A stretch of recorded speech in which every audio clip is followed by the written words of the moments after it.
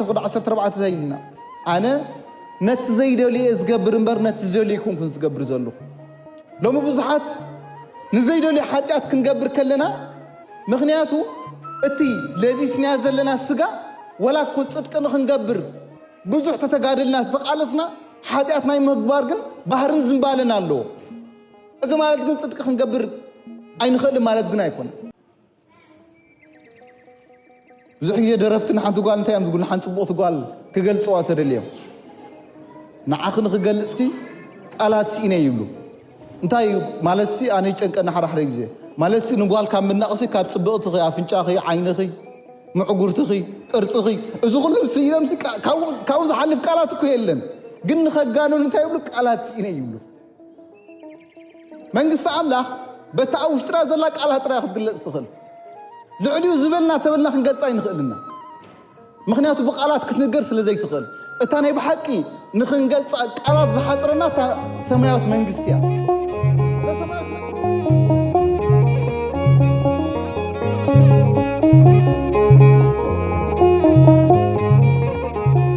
በስመ አብ ወወልድ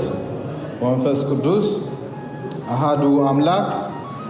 አሜን። ክርስቶስ ተንሥአ እሙታን አሰሮ ለሰይጣን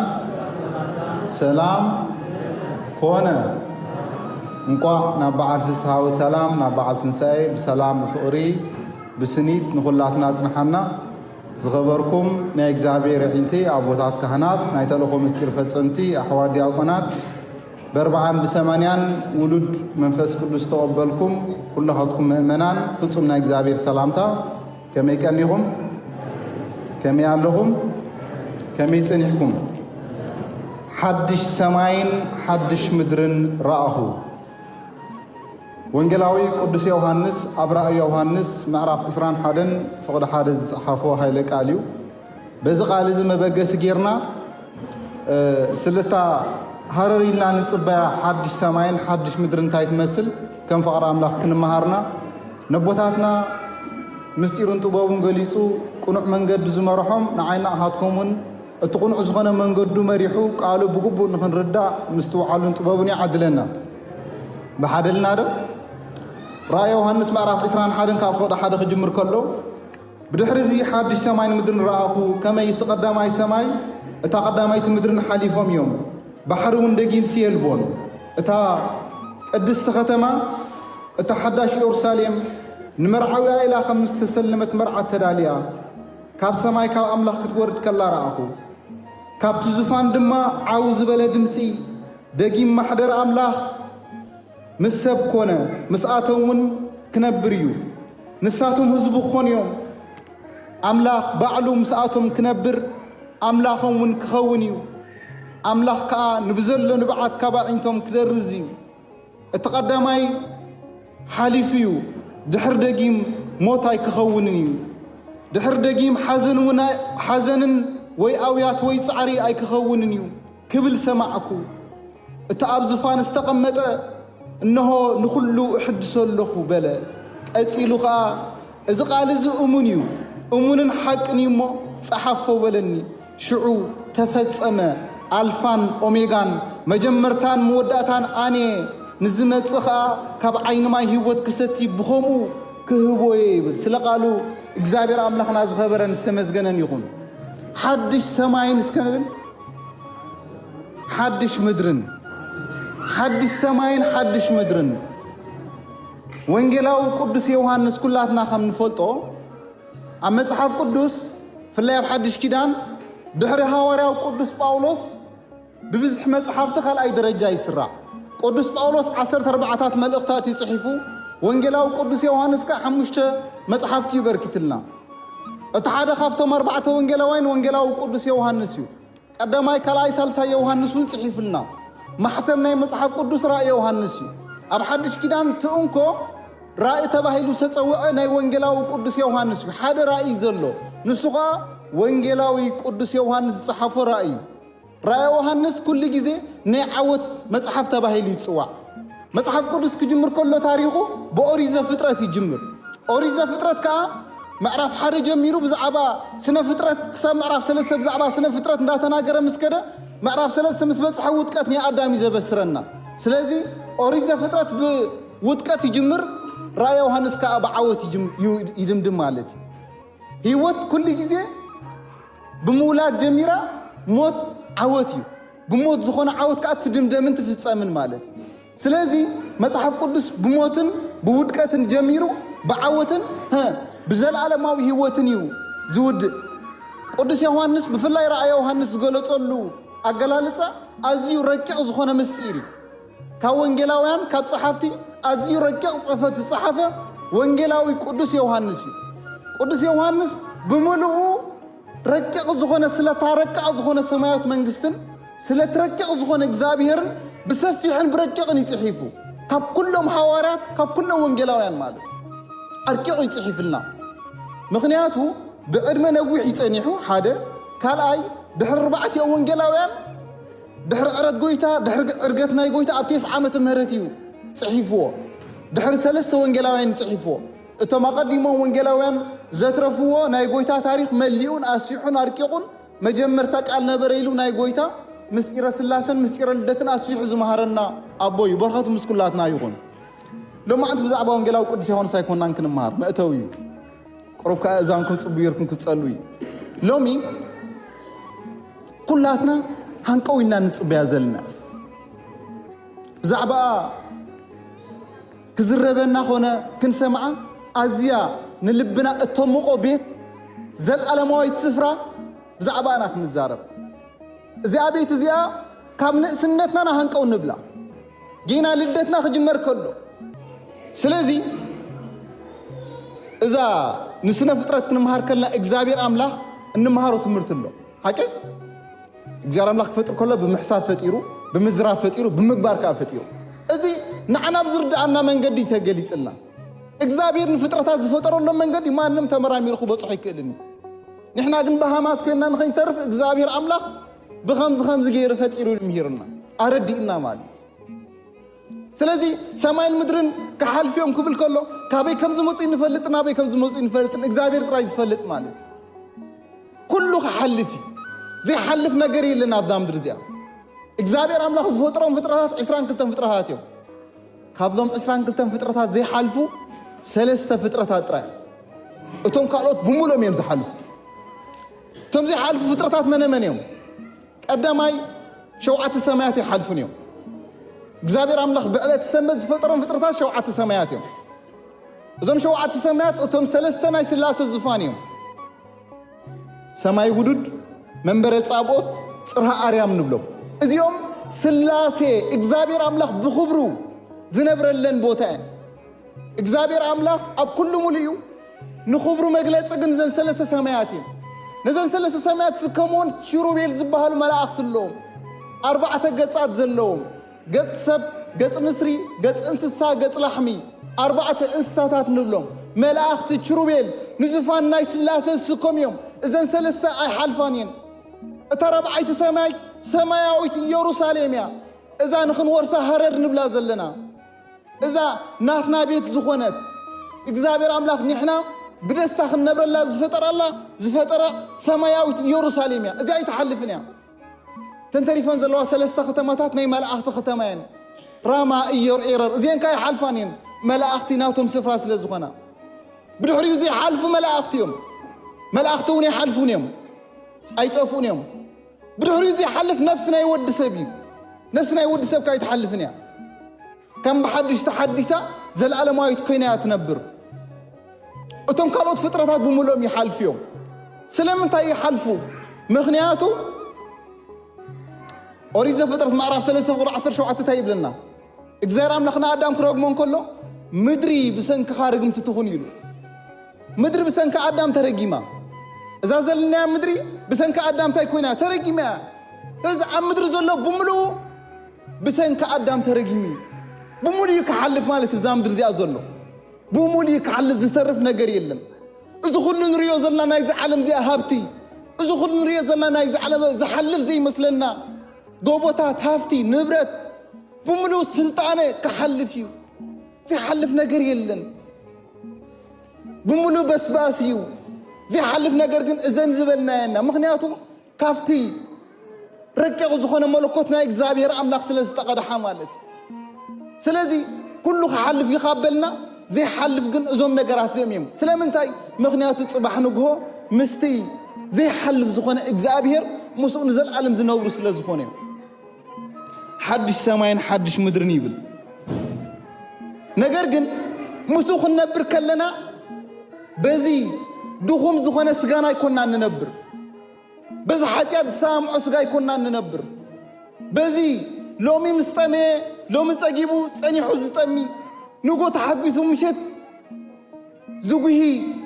ጥሜትን ድኻምን ዝሰማምዖ ድኹም ስጋ ብኡ ይኮንና እንትስእ ስለምንታይ ምክንያቱ እዚ ኣብዚ ምድሪ ዝክነብር ከለና ዝተዋሃበና ናይ ስጋ ማእሰርቲ ማለት ኣይኮነ ክንትስእ ከለና ጽባሕ ንጎ ብዘይ ብስብስና እንትስእ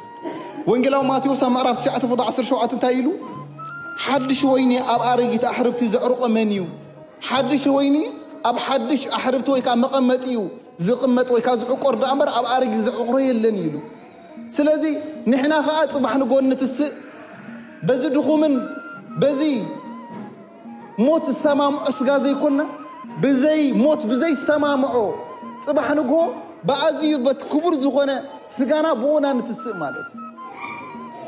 ወዲ ሰብ ኣብ ትንሳኤ ዘጉባኤ ስጋ ሕጂ ይኮነን ዝትስእ ስለምንታይ ምክንያቱ እዚ ስጋ ዝንታይ ሰማምዑ እዩ ሞት ይሰማምዑ እዩ ነታ መንግስቲ እዚኣ ዝምጥን ስጋ ይኮነን ምክንያቱ ውድቀት ሓጢያት ሰማምዑ ስጋ ስለዝኾነ ማለት ቅዱስ ጳውሎስ ኣብ ቀዳማይ ቆሮንጦስ እንታይ ይብል ምዕራፍ 15:42 ትንሳኤ ሙታን ከዓ ከምኡ እዩ ብዝሓልፍ ይዝራእ ብዘይሓልፍ ከዓ ይትንስእ ብውርደት ይዝራእ ብክብሪ ይትንስእ ብድኻም ይዝራእ ብሓይሊ ይትንስእ ነፍሳዊ ስጋ ይዝራእ መንፈሳዊ ስጋ ከዓ ይትንስእ እዩ ስለዚ እዚ ድኹም ዝኮነ ባህርያዊ ስጋና ንሱ መይቱ ብሓድሽ ዝኮነ ስጋና ንትንስእ ማለት ጽባሕ ንጎ ምስ ክርስቶስ ክንትስእ ከለና እዚ ሓጢያትን ኩሉ ክፍኣትን ሳምዑ ስጋ ሒዝና ይኮንና ንትስእ ስጋና ተሓዲሱ ስጋና ነፍስና ብርግጽ ተዋሂደን ይንስትስኣ ኣብ ዳግማይ ትንሳኤ ነገር ግን እቲ ስጋ እቲ ውድቀት ሳምዑ ስጋ ይኮንናን ሒዝና ንትስእ ማለት ብፍጹም ተሓዲስና ንትስእ ስለዚ ብዓብዩ ግን ኣብ ትንሳኤ ኣብ ዳግማይ ትንሳኤ እቲ ዝዓብይ ሰዓር ሞት እዩ ማለት ሞት ከዓ ሓጢያት ኢሎም ኣቦታት ብዙሕ ግዜ ተርጊሞም ኣለዉ ቅዱስ አውግስጢን እንታይ ኢሉ ተርጊሞ ነዚ ናይ ቅዱስ ጳውሎስ መልእኽቲ ክልተ ባህርያት ቅዱሳን ብመንፈሶም መንፈሳውያን እዮም ግናኸ እቲ ዝበሊ ዝብስብስ ስጋ ገና ኣብ ልዕሊ ነፍሶም ከም ጾር ኮይኑ ነቲ ዝደልይዎ ነቲ ዘይደልይዎ ስጋዊ ትምኒት ክቃለስዎ ይነብሩ እዩ ቅዱስ ጳውሎስ ኣብ ሮሜ ምዕራፍ 7:14 ይልና ኣነ ነቲ ዘይደልየ ዝገብር እምበር ነቲ ዝደልይኩም ዝገብር ዘለኹ ሎሚ ብዙሓት ንዘይደልዩ ሓጢያት ክንገብር ከለና ምክንያቱ እቲ ለቢስና ዘለና ስጋ ወላኮ ጽድቅ ንክንገብር ብዙሕ ተተጋደልና ተቃለስና ሓጢያት ናይ ምግባር ግን ባህርን ዝምባለን ኣለዎ እዚ ማለት ግን ጽድቅ ክንገብር ኣይንኽእል ማለት ግን ኣይኮነ ንሓጢያት ኢድና ሂድና ንንበር ማለት ኣይኮነ ንቅዱሳን ዘሸገረ ባህሪ ስጋ እዩ ቅዱሳን ግን ተቃሊሶም ጽዒሮም ንሓጢያትን ንስጋን ስዒሮሞ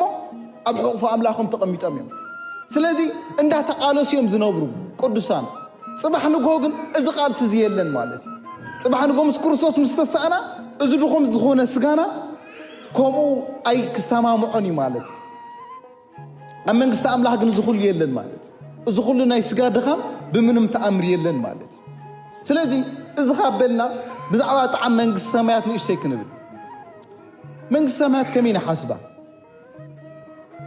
ሓንቲ ልምዕቲ ጀርዲን ኩሉ ዓይነት ፍረታት ዘለዋ ከምኡ ጌርና ንሓስባ ሰባት ክንብሉ ንኽእል ደስ ዘብል ብርሃን ዘለዋ ዕረፍትን ሓጎስን ዘለዋ ብርግጽ ከምኡ ኢልና ክንሓስባ ንኽእል እቲ ኣብ ውሽጥና ዘሎ ኣብ ኣእምሮና ዘሎ መጠን እቲ ኣእምሮና እቲ ናይ መወዳእታ ሓጎስ ኢልና ክንሓስቦ ንኽእል ኩላትና በብናትና እቲ ዝበፅሕና ንሱ ክኸውን ንኽእል እዩ ብሓንጎልና መጽሓፍ ቅዱስ ግን እንታይ ኢልዋ ናይታ መንግስቲ እቲኣ ጣዕሚ ብቃላት ክንገር ኣይከኣልን ብዙሕ ግዜ ደረፍትን ሓንቲ ጓል እንታይ እዮም ዝብሉ ሓንቲ ፅቡቕቲ ጓል ክገልፅዋ ተደልዮም ንዓኽ ንክገልፅኪ ቃላት ሲኢነ ይብሉ እንታይ ማለት ኣነ ይጨንቀና ሓራሕረ ግዜ ማለት ንጓል ካብ ምናቕሲ ካብ ፅብቕትኺ ኣፍንጫኺ ዓይንኺ ምዕጉርትኺ ቅርፅኺ እዚ ኩሉ ሲኢሎም ካብኡ ዝሓልፍ ቃላት እኮ የለን ግን ንኸጋኑን እንታይ ይብሉ ቃላት ሲኢነ ይብሉ መንግስቲ ኣምላኽ በታ ኣብ ውሽጥና ዘላ ቃላት ጥራይ ክትግለፅ ትኽእል ልዕልዩ ዝበልና ተበልና ክንገልፃ ይንኽእልና ምክንያቱ ብቃላት ክትንገር ስለ ዘይትኽእል እታ ናይ ብሓቂ ንክንገልፃ ቃላት ዝሓፅረና ሰማያዊት መንግስቲ እያ እዛ ሰማያዊት መንግስቲ እዚኣ ብቃላት ክትንገር ኣይትኽእልን እያ ንሕና ብዝርዳእና ግን መፅሓፍ ቅዱስ ኣቐሚጥልና ኣሎ ቀዳማይ ልዕሊ ኩሉ መንግስቲ ኣምላኽ ክንብል ከለና እቲ ናይ መወዳእታ ሓጎስ ዘለዎ ወይ ከዓ ሓጎስ ኣለዎ ዘብሎ ስለምንታይ እዩ ገጽ እቲ መለኮታዊ ኣምላኽ ስለ ንርኢ መንግስቲ ኣምላኽ ፅባሕ ንጎሕና ምስ ኣምላኽና ክንነብርና ክንብል ከለና ሰማያዊት ኢየሩሳሌም ክንወርስና ክንብል ከለና ኣብ ሰማያዊት ኢየሩሳሌም ዝሐጉሰና ዝብላዕን ስተና ኣይኮነን ዝብላዕን ስተና ዝምድሪ መሊእዶ ረኺብና የለና ድቃስ ኣይኮነን ድቃስ ዳን ድቅስ ዶ የለና ዝዓበየ ሓጎስን ዕረፍትን ገጽቲ ኣምላኽ ምርኣይ ገጽ ኣምላኽ ምርኣይ ዝዓበየ ናይ መንግስቲ ኣምላኽ ደስታን ዕረፍትን ማለት እዩ ስለዚ እቲ ቀዳማይ መንግስቲ ኣምላኽ ናይ ዘላለም ዕረፍቲ ክንብል ከለና መንግስቲ ኣምላኽ ቦታ ጥራይ ዘይኮነ ምስ እግዚኣብሔር ኣምላኽ ንራኸበሉ መለኮት እዩ ማለት እዩ ካልእ መንግስቲ ኣምላኽ ናይ ብርሃን ዓለም እዩ ኣብ መንግስቲ ኣምላኽ ወርሒ ተድልየናንያ ፀሓይ ተድልየናንያ ኤሌክትሪክ የድልየናኒ ናይ ልቺ ክፈል ዝብል መፀናኒ ናይ ሃይሱን ክፈል ዝብል ኣይመፀናኒ ብምሉእ ኮስትንዱስ እዩ ፀሓይ ፅድቂ በዓል ክርስቶስ በዓል እዩ ብርሃና ማለት እዩ ወንጌላዊ ዮሐንስ እንታይ ይብል ኣብ ራእይ ዮሐንስ ምዕራፍ 21:23 ዘሎ እታ ከተማ ክብሪ ኣምላኽ ኣብርሂላ ኣሎ እሞ መብራህቲ ትገንሸል እዩ እሞ መብራህታስ እትገንሸል እዩ እሞ ፀሓይ ወይ ወርሒ ከብርሁላስ ኣየድልያን ኢሉ ፀሓይ ኮነ ወርሒ ከብርሁላ የድልዮም መንግስቲ ኣምላኽ ታቦር ዞዶር ዝበሃል ናይ ብርሃን ቦታ ኣለዎ ታቦር ዞዶር ማለት በእምሮኻ ክትገልጾ ዘይትኽእል ቦታ እዩ ኣዝዩ ብርሃናዊ ዝኾነ ቦታ እዩ ብርሃን ናይቲ ቦታ በዓል ክርስቶስ እዩ ፀሓይ ጽድቂ ዝኾነ ክርስቶስ በዓሉ እዩ ነታ ቦታ ዘብርሃላ እምበር ማንም ብርሃን ንመንግስቲ ኣምላኽ ዘብርሃላ የለን ስለዚ መንግስቲ ኣምላኽ በዓላ ብርሃን እያ ካልእ መንግስቲ ኣምላኽ ናይ መወዳእታ ስቃይ እያ ናይ መወዳእታ ስቃይ ማለት ስቃይና ኣብ ምድሪ ዘኽትም ስቃይና ኣብ ምድሪ ዘኣኽቲሙ ናይ ዘለዓለም ነዕርፈላ ቦታ ኣብ መንግስቲ ኣምላኽ ብምንም ተኣምር ዝኾነ ዓይነት ስቃይ የለን ዝኾነ ዓይነት መጉሱ ቃል የለን እቲ መወዳእታ ስቃይ ኣብ ምድሪ እዚኣ ገዲፍናና ንኸይድ እዛ ምድሪ እዚኣ ብስቃይ ዝተመልአት እያ ምክንያቱ ምድሪ እሾኹን ተኸርባን ተብቁለልካ ስለ ዝተባህለ ኣዳም ናብ ምድሪ ክመፅእ እንከሎ ተዓዊቱ ይኮነን መፅዩ ተሰዲዱ ይመፅዩ እዛ ነብርላ ዘለና ዓለም ናይ ዓወት ዓለም ኣይኮነትን ናይ ውጥቀት ዓለም እያ ተዓዊትና ዝተሸለምናያ ስፍራ ኣይኮነትን ወዲቕና ተሰጊግና ተሰዲድና ዝመፀናላ ስፍራ እያ ተሰዲድካ ዝመፅኻሉ ቦታ ከዓ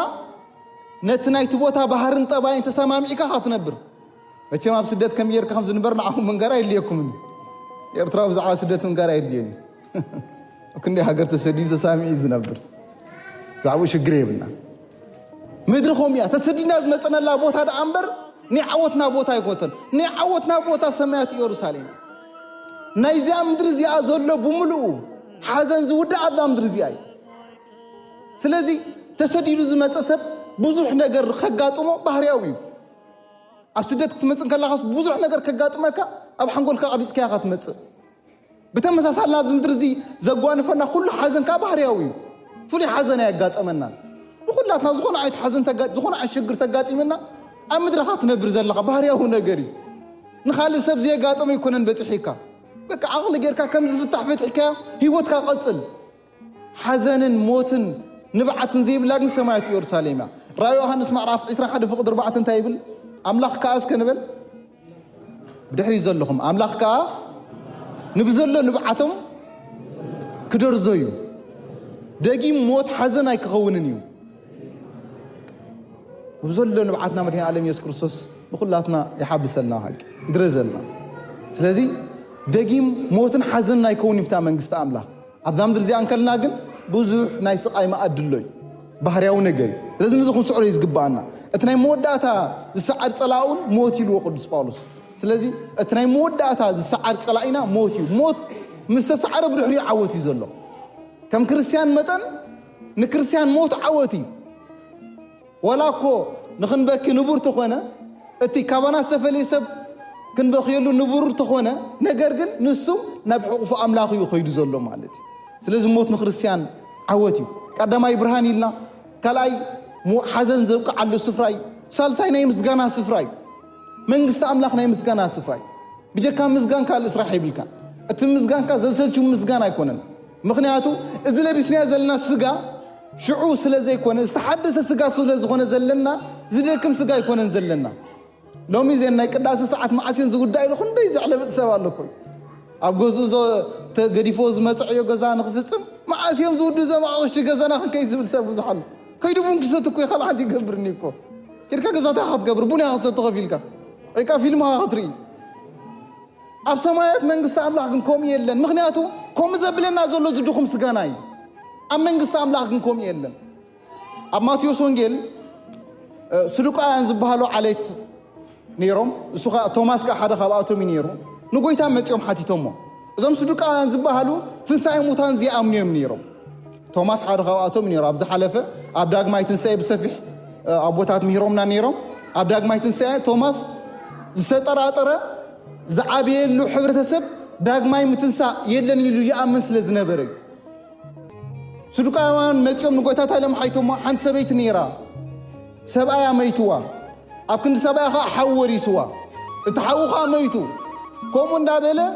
እቲ ካልኣይ ሓዊ መይቱ 3-4-7 ንጎይታ ክፍትንዎ ኢሎም እዮም መፂኦም እሶም ዳግማይ ትንሳኤ ኣሎ ድየለን ንክፈልጡ ኢሎም እዮም መፂኦም ሓይቶሞ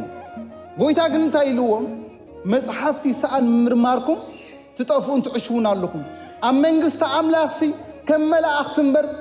ከም ሰብ ኣይኮንኩም እንትነብሩ ኣብኡስ ምእታውን ምትእታውን የለን ምእታውን ኣብዛ ምድሪ እዚኣ ከለኻ ትገብሮ ዳኣ እምበር ኣብ መንግስቲ ኣምላኽ ከምኡ የለን ስለዚ ኣብታ ሰማያት ስፍራ ግን ምእታውን ምትእታውን የለን ስለዚ እቲ ኣብዚ ጎይታ ዝበሎም ነገር እንታይ እዩ ኣብቲ ዳግማይ ትንሳኤ ከም መላእኽቲ ኮይንኩም ትነብሩ ስለዚ ንሕና ፅባሕ ንግሆ ብምስጋና ከም መላእኽቲ ኮይንና ንነብር ከም መላእኽቲ ከም እዮም ዝነብሩ መላእኽቲ መፅሓፍቲ እንታይ ይብሉ ዓለም ካብ ትፍጠር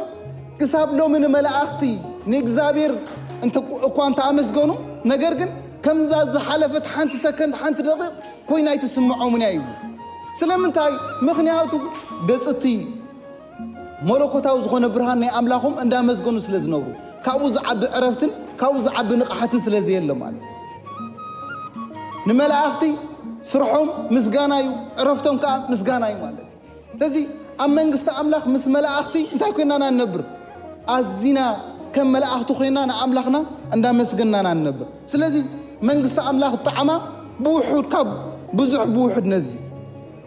ብዛዕባ ምረት ሲኦል ንእሽተይ ክነግረኩም ብዛዕባ ምረት ሲኦል ምክንያቱ ክነቃርኖ ክንክእል ኣለና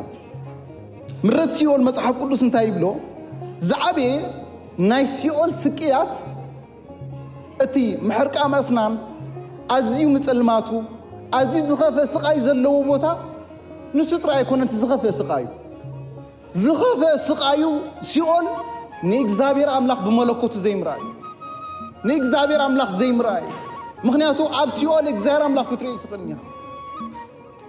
እግዚአብሔር ኣብ ኩሉ ምሉእ እኳ እንተኾነ ሲኦል ግን ክብሩ ዝግለጸሉ ቦታ ኣይኮነን ስለዚ ኣብ ሲኦል እቲ ዝኸፍአ ገጽ ትለዋሕ ኣምላኽካ ዘይምርኣዩ ሲኦል ናይ መቕፅዓቲ ቦታ ጥራይ ዘይኮነ እቲ ዝኸፍአ ዝገረደ መቕፅዓቲ ዝገብሮ ሲኦል ንኣምላኽና ዘይንሪእሉ ቦታ ስለ ዝኾነ እዩ ካልእ ሲኦል ናይ ጸልማት ስፍራ እዩ ናይ ጸልማት ስፍራ እዩ መጽሓፍ ቅዱስ ማቴዎስ ምዕራፍ 22:13 እንታይ ይብል ጎይታ በኣብነት ገይሩ ክምህሮም ከሎ ናብ መንግስቲ ኣምላኽ ዝኣትዉ ሰባት ከይድኩም ንሰባት መሃር ኢልዎም ከይዶም ምሂሮሞም ናፍቲ ናይ ጎይታ ምሳሕ ናፍቲ ናይ ጎይታ መኣዲ ፀዊዖሞም ኣገልገልቱ ልኢኹ ብዙሕ መኽንዮም ገሊኦም ዝሕረስ መሬት ኣለኒ ኢሎም ገሊኦም ሓድሽ መርዓዊ ኢሎም ገሊኦም ኣይጥዕመንን ኢሎም ብምልኦም ኣብዮም መወዳእቱ ገሊኦም ግን ቅሩብተይ ከምዚ ኸማኹም ብሩኻት ሰሚዖም ዝመፁ ናፍቲ نافتي ما أدني نايت قويتا نيرو أفت ما أدني نايت قويتا جن حدث على خدان زي تخدنا سبعي نيرو التنقص كيدو عتا سبعي كميل كلا نبزعتي خايلو شعونتهم عكايتو تايلوم نسبعي زعل لكم نافتي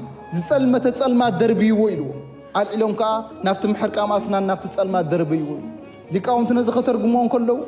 سعر خدان زي تخدنا زي تنسحة زي قربة زي ترالوي سلازي سيول زخفة مقطعته تسلماتي مالتي قال أزيو بزح زسك حكح سكيات المكران زلوا سفراي سيول مرت سيول اتي تنصلو زخد بده سقاي قص أملاخ زي مرأي كابلنا جنت كا ويكا سمايت يورساليم اتزعبي دستا قص أملاخ مرأي سيول كتحلف يا سيول حليفة سما نايزل العالم جهنم إسات كتكا جنت كتحلف يا جنت حليفة نام نايزل العالم سمايت يورساليم سب السجاجر سلازي أنا نسخاتكم لومي إذا كلنا نبلو زلنا نتايو تعمل السمايات كلاتنا نفولتونا مرت سيول بعقمنا نردونا انتهي نكبر زبل حتى كل جزنا العلنا فولي تمرتي كنا نمهر انتهي نكبر كل جزنا دقاق موي ما جمرتنا ننسحي زيتنا ننسحنا ننسحي اتقدام اي من قد كل جزنا ننسحي سب زحصب بنسحي اذا نبلا زلنا من قسط املاخ تورس بنسحا بخاله اي تورسنيا قدس بيتروس أبزي على خمسة في مودة تنتهي اليوم قبرها ورات معرف كل تفرصان شو منتن تنسوا حدقت حاتيات أملاخ حدقت حاتيات ترخ بدما نسوا كفكم بإيسم إيسوس تطمئكم تطمقوا يبل اللي استقدام أين الصحيو زعبات أبقات كلها ناس اللي تطمقنا زعبوا مقارعين لنا تلازي نصحى مالت نتعرق السبنتنا انتهي مقباري دربينا حد السبنت من الباسي نايت صدقن ني حد شيوت زغوانات في هيوت من الباس مالت كالاي فرا منفس قدس مفراي فرا منفس قدس كنفرق انقلالنا فرا منفس قدس باولوس اب غلاطيا معرف 5 فقد 20 قلتن بسفح غليصلنا له سلام عرقي حدنت مرغغا غزارس خمكتا اذن كلهم ناي منفس قدس فريم بخاميم زفريو قدامايت منقد نصحي سمستنا صحيزم فرزيوم كفاريوم زغل سلازي بستخالنا ازوم قداما ابي هوتنا غوديلنا زلو انتاي ابي هوتنا غوديلنا مخا كنعبيو ديلنا زلنا فر منفس قدس انتايلنا نزي غوديلنا زلو نخنعبيو كنقالسن براكتيش كنغبرو يغبانا سالساي ني بتخرسيان مستيرات مستافي قدس سغون كبر دومون كومون بصلوت مسكروسوس محبارني سب قدس سغون كبر دومون تقبيلو مخا كل جزء زصل تخوينو اتا اب سماي زلا سمايات يورساليم از مدر خوينو طعما خستماقر خيلو ليقاونت بوتات انتايلو منغست املاح سمايات يورساليم سورا مدري چنفرخ اب سماي منغست املاح اما اكلكم يا زلا يلو بويتا اما اكلنا خوينا كنستماقرا نجمر كن تنسحنا قدس غون كبر دوم تقبلنا مسترقع زخونه اغزابير املاح وحدت بصلوت كلونا كخيلن كلوي مالت اموداتا تزازاتو محلاوي بويتا ابي يوحنس وانجيل معرف 15 فقد 10 تايلو تزازاتي تحلو انت خوينكم افقري كتنبركم سلازي افقر املاح كل غزا كنبر تخوينا تزازاتو كنحلو كنكلالنا تزازاتو كبيدا يكون قليل يكون اغزابير تزازات ايكون حدا هافتا مصيسي حدا فيلا سريح خذوكم يمو اذ نجر زغبر ليلو تعزيزنا مچن ليتن معلتن كيدقسنا خم نغبرلو رغصنيات ስለዚህ እግዚአብሔር አምላክ አዳይና ዘሎ ርስቲ ቀሊ ርስቲ ኮነ ሰማያዊ መንግስቲ ነሰማያዊ ዝኮነት መንግስት ንኹን ወርስ ዝሓተተና ከቢዳ አይኮነ እግዚአብሔር ታይ ሓቲትና ወላንቱ ከይ ሓተተና ተነስሑን ቅረቡኒ ብሩኻታ ቀሽት ቅድሜና አለው ድውል አቢልካ ክንስሕ ደሌት ብሎ እንብዝብል ቀሽ የለን ቆቆርብ ይልካ ያዝ አብ ቀሽ የለን መንፈሳውነት ከመሓይሽል ከዛ አብ አገልጋሊ የለን እግዚአብሔር አምላክና አና ዘሓተተና በጣም ቀሊል ጥራይ ዘይኮነ ብስገናን ብነፍስና ንዝጠቅመናይ ስለዚህ እታ አዚያ ብልጽ ዝኮነት ስፍራ ንክንወርሳ ሎሚ አብዛ ምድር ዚያን ከለና ሎሚ ብዚያ ምድር ዝተውሃበና ዕድመ ተጠቂና ምስ ዘለዓለማዊ ዝኾነ ንጉስ እግዚአብሔር ተዋሂድና ንኽነብር ቤተክርስቲያንና ሓደራ ትብላላ እታ ኣፍ ደገ ዕለት ዕለት ትፅውዕ እንተንኳሕኳሓና ናላሞ ሓደራ ሎሙን ንዓኻትኩም እዚ መልእኽቲ እዚ የመሓላልፈልኩም እግዚአብሔር አምላክ ዝመሃረና ዝመዓደና ናይ ኣቦታትና አምላክ እግዚአብሔር ስሙ ዝኸበረን ዝተመስገነን ይኹን ዝነጠበን ዝጎደለን በኣፍትጓ መላእኽቱ ይተኣረመልና ወስብሐት ለእግዚአብሔር